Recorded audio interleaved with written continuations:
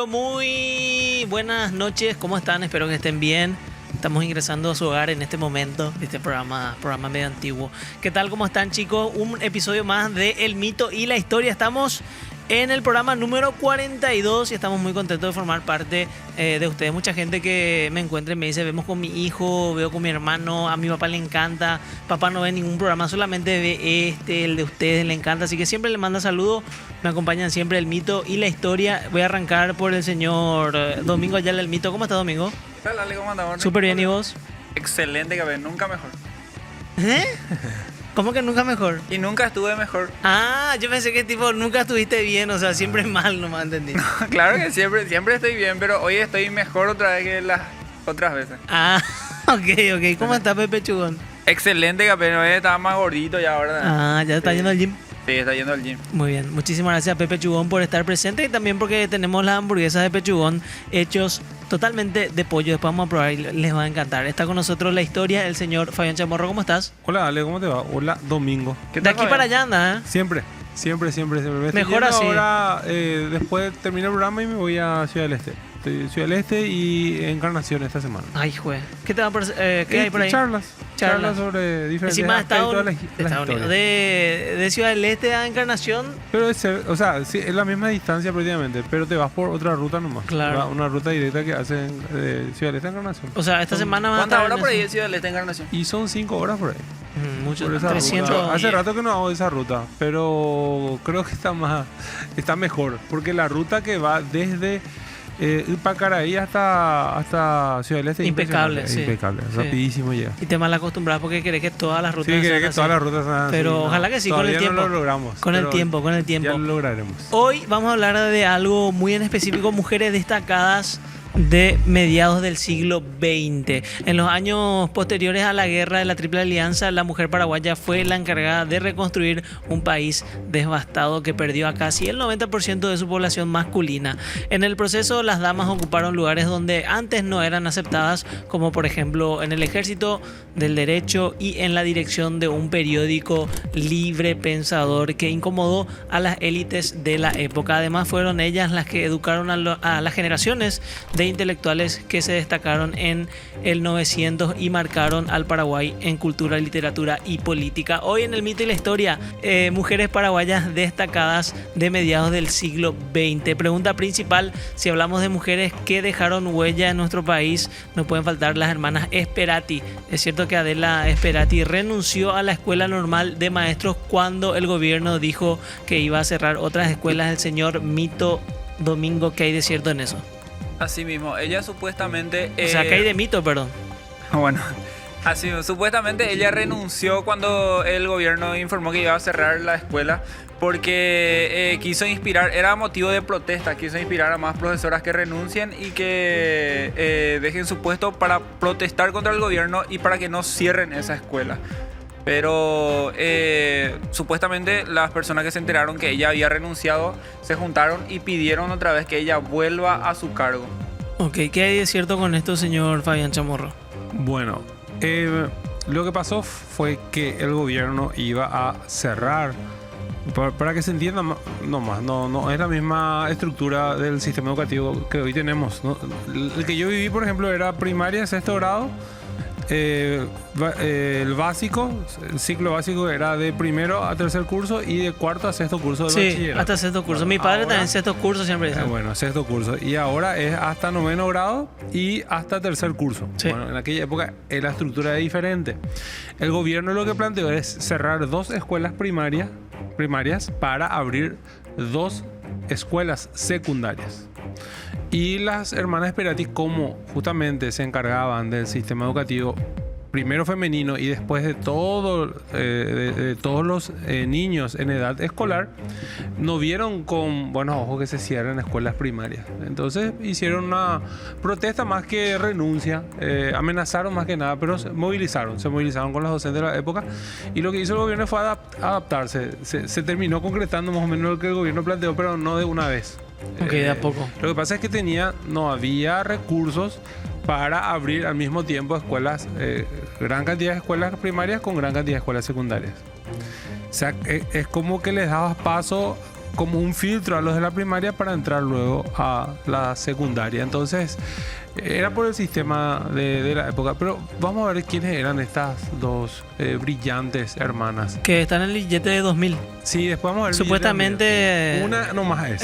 Fabián, Una nomás. el tipo del el ministro de la educación de ese tiempo era algo del Mariscal López. Fue algo del Mariscal No, López. el encargado del currículum de aquella época, o sea, el que se encargaba de los programas de estudios era el hijo del mariscal, Enrique Solano López Lynch. Pero vamos a hablar también de eso. Acá están las hermanas Celsa y Adela Esperati. Ellas nacieron en medio de la guerra de la Triple Alianza. Adela nace en Barrero Grande, hoy distrito de Eusebio Ayala, en 1865, cuando recién había empezado la guerra. Y su hermana Celsa termina ya naciendo en el Éxodo, cuando la capital de Paraguay se había mudado a Luque. Nace en Luque. Ella nace en Luque. El papá de ambas chicas termina pereciendo en el trono del programa que vamos a hablar en el siguiente. O sea, del trono vamos a hablar en el siguiente programa. Su papá muere combatiendo. Ahí era un coronel llamado Manuel José Espínola. Ellas eran hijas naturales, las famosas hijas naturales, reconocidas por su mamá. Ah, ok. Su mamá Esperati era era su Dolores madre. Esperati. Ok. Bueno, la mamá es la que les termina criando y ante la debacle en la que se quedó, o sea, después de la destrucción de Paraguay en la guerra de la Triple Alianza, tuvieron que ir a Argentina para buscar mejores horizontes. Su mamá se dedicó a tareas domésticas, primero en Buenos Aires, después se subió más al río Paraguay, más cerca a nuestro territorio, en la zona de lo que sería hoy Paraná, en Entre Ríos. Y ahí se educaron las hermanas y después, en el año 1895, el gobierno de Juan Bautista Urquiza las trae porque había que reorganizar todo el sistema educativo paraguayo. Y ellas ayudaron para esa organización. Ellas fueron a capacitarse a Argentina, ¿verdad? Sí, no es que se fueran a capacitar, no tenían otra opción, tuvieron que ir a estudiar a Argentina y fueron parte del programa de estudios que había impulsado Domingo Faustino Sarmiento, que era un gran enemigo del Paraguay, pero que hizo muy bien al sistema educativo argentino. Por eso es recordado él hasta hoy en día. Creo que el Día del Maestro en Argentina, el día de su muerte, o sea, es muy bien recordado y de alguna manera su sistema educativo también influye en el sistema paraguayo. ¿Por qué? Porque muchos, no solamente las mujeres, sino también varones que se formaron en el sistema educativo vinieron y sirvieron después en el sistema paraguayo. Celsa y Adela terminan sus últimos días en Paraguay. Sí, ambas mueren en Paraguay. Uno, lastimosamente, Adela muere muy joven, creo que tenía 36, 37 años nada más. Muere en 1902, ya muere ella. Ella no deja descendencia. La otra hermana, sí, Celsa, ella llegó a ser de Garcete, llegó a tener un hijo, una hija, y ella muere años después del fin de la guerra del Chaco. Pero el aporte en cuanto a la organización del sistema educativo paraguayo, especialmente el que afectaba a las niñas, fue fundamental. Tenemos el momento Pepe Chugón pregunta y me voy a poner acá mi kepi, porque así yo digo kepi, no sé cómo, en otra época, yo creo que en la época de Fabián se le decía jockeys. Jockeys también se llamaba por el término, me olvidé el jockeys. Jockeys, yo le decía jockeys también de chico. No sé. ¿Qué significa jockey? Creo que es algo en inglés capaz. Sí, en inglés, pero es como champion. Ustedes Claro. saben que champion se usa, y lo más extraño es que se usa en otros países también champion. Es solamente en Uruguay. No sé por Y qué, sí, pero bueno, no viste, sé por qué, pero yo estoy seguro es que una marca. tiene algo que ver con lo de ¿cómo se llama eso que tipo montan los caballos? jinetes, Montan los jockey. caballos, puede yo ser. creo que Usan tiene que ver. kepis. Sí. Puede Tiene que ser. ver. Bien, Bien. Vamos al segmento Pepe Chugón pregunta. ¿Es cierto que Celsa Esperati se opuso a que el Mariscal López sea declarado héroe nacional? Es la pregunta según el mito Domingo Ayala. Yo voy a aprovechar para comer la hamburguesa. Adelante, por favor. Pero que estaba escuchando nomás, me estaba respondiendo él primero qué decir. Ah, ok. Es su bloque, pues. Su Adelante, por favor. Él me dijo que Supuestamente sí se opuso porque ella creía que las verdaderas heroínas del momento, las verdaderas heroínas del Paraguay eran las que se encargaban para reconstruir el Paraguay, que las que estaban encargadas para reconstruir nuestro país, porque se quedó muy mal y les tocó a las mujeres trabajar para levantar otra vez nuestra tierra, y supuestamente que ella no estaba a favor de que se le dé la condecoración al mariscal por eso. Porque era varón. No, era porque ella creía que las verdaderas heroínas eran las que estaban trabajando ahora para repoblar y levantar otra vez nuestro país. Entiendo. Por eso nomás. Riquísimo está esto. Y Capaz era un mal momento, ¿verdad? Capaz y tenían también ese pensamiento de que el mariscal fue el que nos llevó a la guerra y tipo que él luego donde fundió el país. Muy bien. Viste que ese pensamiento pues se tenía mucho en esos tiempos también. Así mismo. Hasta hoy hay gente también que es antilopista, ¿verdad? Pensando eso. Fabián Chamorro, ¿qué es cierto con esto? Sí, se opuso a la reivindicación. Comenzaba recién la reivindicación de López. Y se dan una serie de motivos. Justamente su papá había muerto en la guerra. Ellas tuvieron que abandonar el país por culpa de la guerra. Y se formaron en un sistema educativo donde hablaban mal de mariscal. O sea, era lógico. Se opuso a ese inicio de la reivindicación. Yo no sé si cambió después de postura, porque muchos intelectuales paraguayos fueron cambiando de postura a medida que pasaban los años. Es más, hasta algunos hijos de Benigno López y de Venancio López, que eran los hermanos del mariscal que murieron durante la guerra, también adhirieron al discurso nacionalista paraguayo. Por eso es cierto que se opuso al inicio. Es cierto, como dice Domingo, que ella veía que la que tenía el mérito de reconstruir la patria de la mujer, cosa que es cierto también, y era nuevamente reivindicar al héroe masculino, al que se va a la guerra, olvidándose de que quienes levantaron después el país fueron las mujeres. Consulta. Entonces, creo que pasa por ahí el tema de la crítica del momento con respecto a López. ¿Qué mujeres, verdad, que alzaban la voz y se negaban, y si no estaban de acuerdo lo decían? Yo quiero saber si Celsa y la hermana Celsa y Adela están en el Panteón de los Héroes o no están. No, es más, los restos de una de ellas, creo que es el de Celsa, están en el cementerio de la Recoleta. La otra yo no sé dónde está, porque una, como les dije, nació en Luque. ¿Por qué no se puede llevar del cementerio? Está en el cementerio de la Recoleta. No, Tiene pero un monumento no se que puede le llevar hicieron. del cementerio de la Recoleta a Se ponerle al puede, por Panteón de los supuesto, Héroes. claro que se puede, debería estar. Se hizo un monumento en honor a ella en el año 1919. Este que está acá en Lynch le parece bastante a Adela o a Celsa. Sí, puede ser. Del Duque. Puede justamente. ser, pero el monumento que le hicieron, o sea, que un pequeño obelisco que le hicieron en honor a una de las hermanas, porque con la otra vivía todavía cuando eso, está en el cementerio de la Recoleta. Que cuando hacemos las visitas por el cementerio solemos ir al lugar, porque es un lugar donde se las recuerda y hay que recordarlas por lo que hicieron por el país realmente. Muy bien, increíble. Yo conozco solamente por el billete, lastimosamente, y ahora estoy conociendo un poquito más. Veamos justamente el billete. Veamos el billete. Qué gusto, Chile. ¿verdad? Que acá en este programa le tenemos a una persona así como Fabián que sabe mucho, y mientras que nosotros comemos, él hace el programa. Él hace el programa. Sí. Ahí está. Supuestamente, ¿verdad? Vamos a decir eso, es Celsa y es Adela, ¿verdad? Pero siempre se dice que una no es Celsa o creo que una no es Adela. Bueno, es Adela la que estaría a la izquierda. Pero no La de es pelo más corto. la de pelo más corto. Sin embargo, no es Celsa. Es Concepción Silva de Airaldi.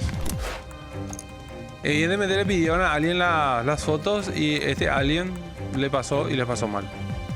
La señora Silva Airaldi igual tiene méritos. Fue una de las primeras 2 profesoras de secundaria mujeres que enseñó a hombres. Estamos todavía en una época donde la educación era hombres, educación mujeres. Después se fue convirtiendo en mixto.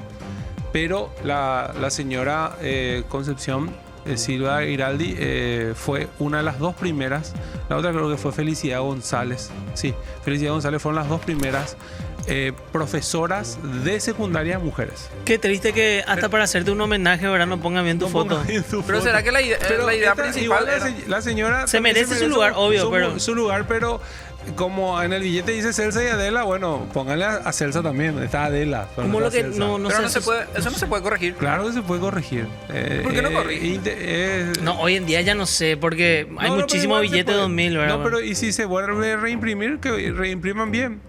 O sea, no va a haber mucho problema con Encima eso. fue el primer billete de plástico que De tuvimos. plástico. Este billete es del año 2009. Ese billete le dan de el peor también. Se te cae todo, ¿verdad? Ese café vos no podés tener en tu bolsillo. Sí. Saca cualquier cosa y se te cae. O cañón. Y tenemos el de ¿Cuántas veces 5.000, ligué ¿no? por culpa de ese billete? Sí, a mí una vez se me cayó en el recreo un 12.000, un poco así, pero todito de 2.000 a Cairo. El de 5.000 también es así. El de 5.000 también es así, totalmente. Muy bien, así que bueno, esperemos que en algún momento se cambie, ¿verdad? Tenemos la siguiente pregunta. Voy a esperar un rato porque quiero responder ese primero. Ah, ok. Sí, por eso yo no estaba pudiendo comer porque quería hacer algunas acotaciones, pero comí toda mi hamburguesa, riquísimo. Tienen que probar las hamburguesas de pollo, de pechugón, riquísimo, a la parrilla. Vos sabés lo que es, una trompada. Muy bien, es cierto que existió un temor de que la memoria de Serafina Dávalos sea empañada a causa de la forma en que falleció señor Domingo. Por favor, el mito. Qué loco, ¿verdad? Que esta señora Capay era mi pariente. ¿Vos sos Mi Dávalos? antepasado. Yo soy Dávalos, de parte de mi mamá. Y puede ser. ¿Por qué no? Si tu mamá ser. era de Coronel Concepción. Oviedo. No, Ah, de Concepción. Concepción, bueno. Esta Lejos Dávalos ya. era de la antigua Calculo. Ajos. No, Ajos, cuando era Ajos, Ciudad que Ajos, ahora sí. es Coronel Oviedo. Y según el mito, dicen que ella era así re feminista luego.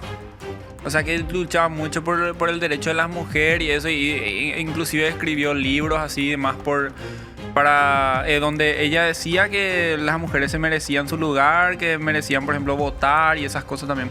Y ella murió, según dicen, a causa de una señora que le cuidaba, que no le trataba bien luego y que ya era viejita ella y no le trataba bien, no le daba de comer y supuestamente hasta inclusive dicen que le envenenó para quedarse La chica con que le cuidaba. Sí, para quedarse con la riqueza que ella tenía, pues. Quería quedarse todo, con todo eso quería quedarse la que le cuidaba. ¿Y qué es lo que inventaban aparte? Eso nomás. Y todo eso dijeron, pero igual ya es muchísimo que digan que le envenenaste a una señora. Muy bien. ¿Qué es cierto con esto, Fabián? Antes de responder, Cheli, vamos a ver la foto del recorte diario.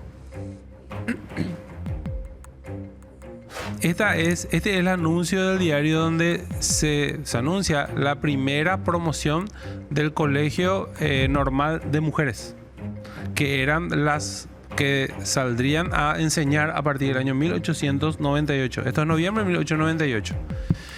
Ahí está la directora, era una señora llamada Celsa Adela Sperati. Ahí está, directora Adela Sperati y vicedirectora Celsa Sperati. Ellas eran las encargadas de esta escuela normal. Y entre las que se recibieron estaba nada más y nada menos que la señorita Serafina Dávalos.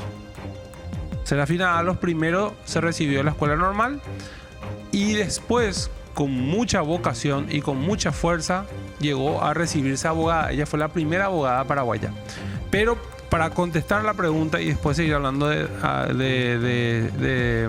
Serafina, miren el segundo nombre. El segundo nombre, después la producción va a subrayar, dice Honoria Valirán. Honoria Valirán era la pareja de Serafina Dávalos. Fue su compañera, o sea, imagínense desde aquella época. Esto está Ya 100% eran compañeras. chequeado. Sí, 100% chequeado.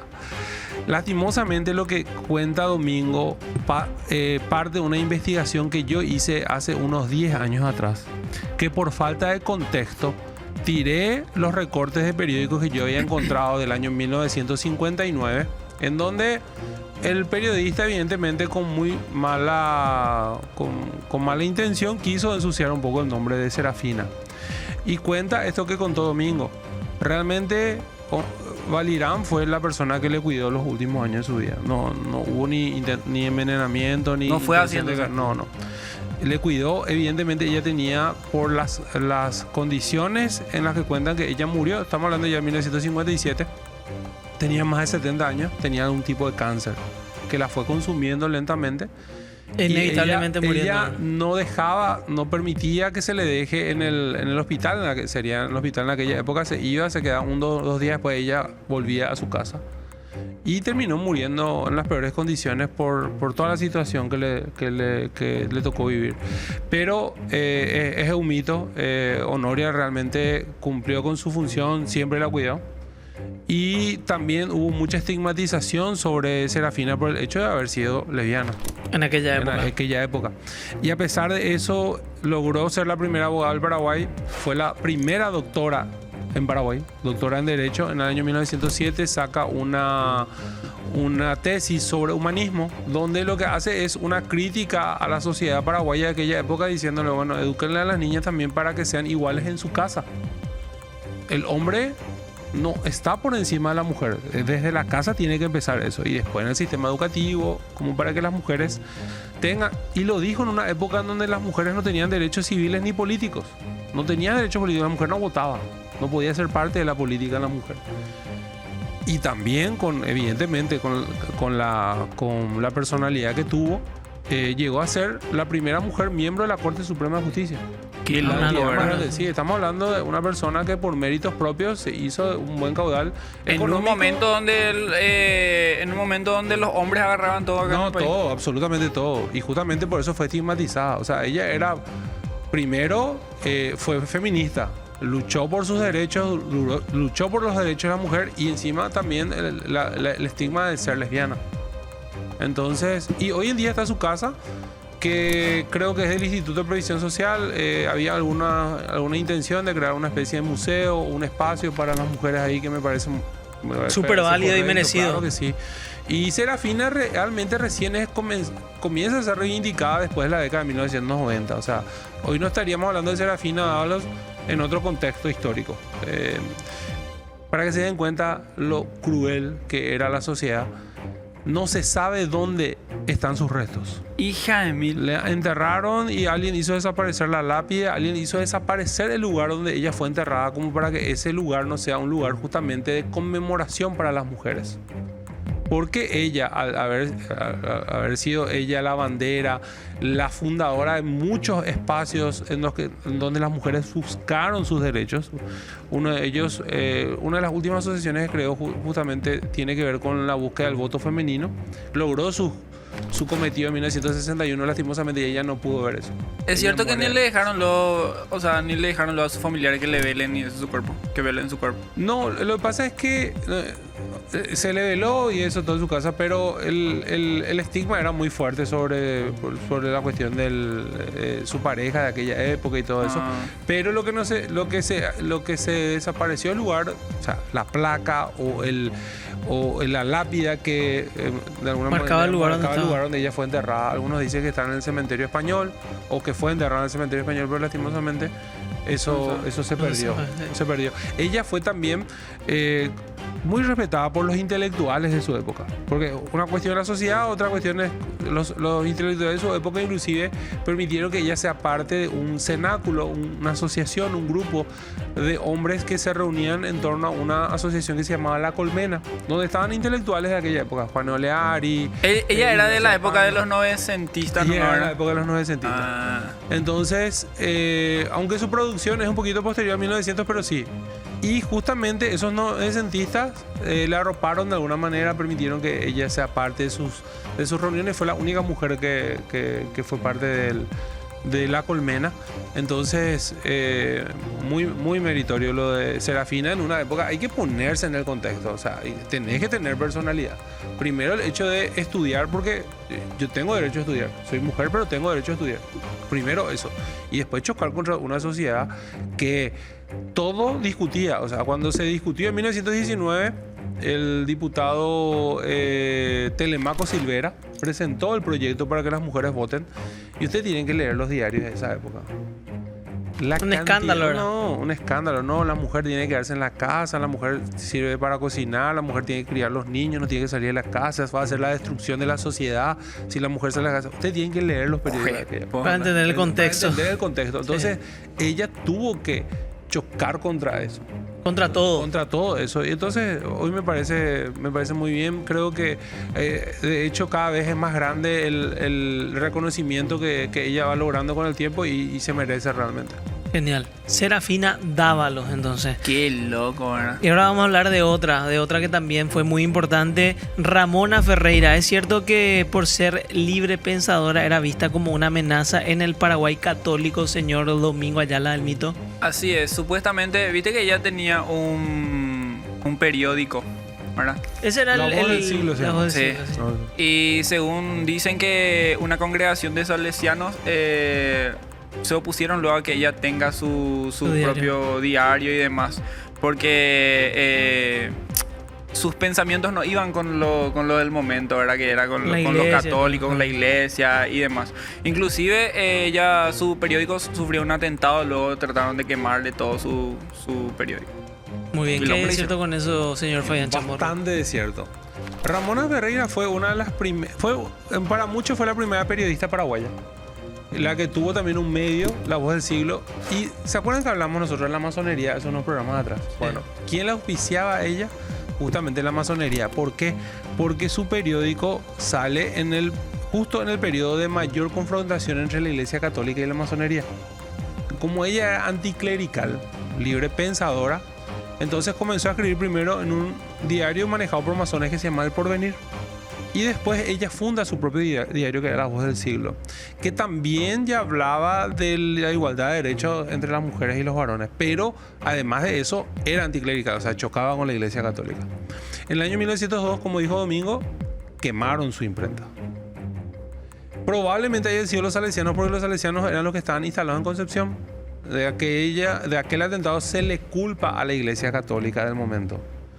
Eso es lo que se decía en la época. No hay un proceso, no hay culpables, es imposible determinar, creo que hoy en día, pero era la versión que Tenía más fuerza. que tenía más fuerza. Y ella, ante el atentado y la amenaza, porque ¿cuál es el problema de Ramona realmente? Que era mujer.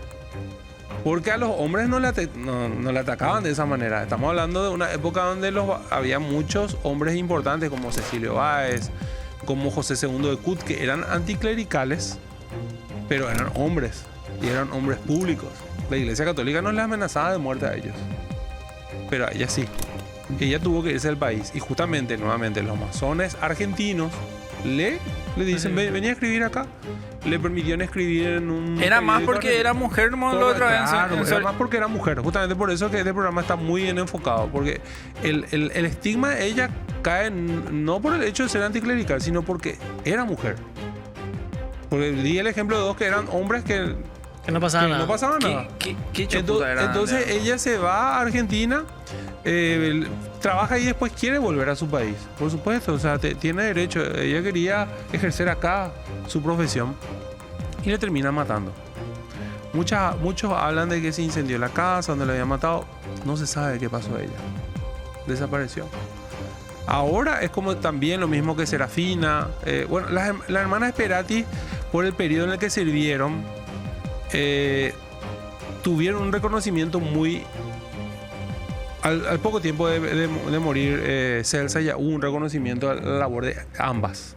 ¿Por qué? Porque dejaron muchos alumnos y esos alumnos hicieron que... Alzaron la voz. Alzaron la voz y ellas sean reconocidas. Pero el caso de Serafina y de Ramona Ferreira son casos más nuevos que ahora van teniendo un reconocimiento. Ahora hay un colectivo, o sea, una asociación de mujeres que lleva el nombre de Ramonas, creo que se llama, que tiene que ver también con la lucha de la igualdad de derechos con las mujeres. O sea, hoy en día están siendo valorizadas ambas por el aporte que tuvieron ya hace más de un siglo.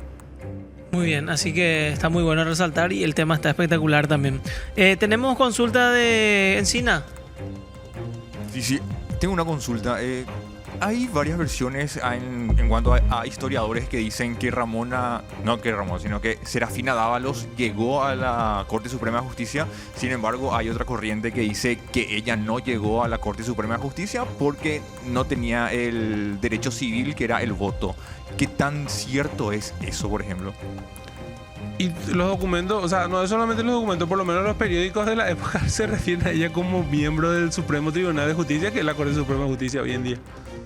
Supremo Tribunal de Justicia. Sí, de ahí, sinceramente yo no vi documentos. Pero es contradictorio, ¿verdad? Pero estaba en los periódicos, o sea, el periódico de aquella época no se iban a equivocar tan seguido, por lo menos, con el tema de Serafina. Igual y yo creo que va a haber nomás Pero dos personas tiene que le van haber, a tenés querer razón, bajar la tiene que haber algún documento. ¿Cuál es el problema, mi querido José? El archivo, los archivos de nuestros estamentos del Estado son una vergüenza. Hay algunos que los tienen muy bien cuidados, pero no es el caso. Yo encontré la sucesión de Bernardino Caballero atajando una puerta en el Poder Judicial hace 15 años atrás. O sea, Qué loco. sí, es muy difícil este país, sinceramente. Perdón, aprovecho nomás tu pregunta para plagiarme, pero es así. Ojalá que podamos tener más acceso a ese tipo de información como para poder validar. Tenía otro nombre en todo caso la Corte Suprema de Justicia, eso sí. A la sección favorita de Domingo, la historia tras la foto. Recuerdo esta foto, ¿eh? Sí, y la volvemos a poner porque ahí está una mujer que merece el reconocimiento de los paraguayos, que es María Victoria Candia. Es la que está en el medio mismo, es la que está vestida de blanco. Ella fue la jefa de enfermeras durante la Guerra del Chaco. Como había contado en otro programa, le costó muchísimo. Ella había ganado una beca, se fue a estudiar en Inglaterra, se fue a estudiar en una universidad militar, en pocas palabras, de enfermería. Y mucho maltrato, porque no hablaba perfectamente el inglés cuando fue. Y a pesar de lo duro que fue todo, fue una de las mejores. Y gracias a sus notas pudo estudiar también en Estados Unidos, pudo estudiar también en Francia. Y sirvió durante la Primera Guerra Mundial.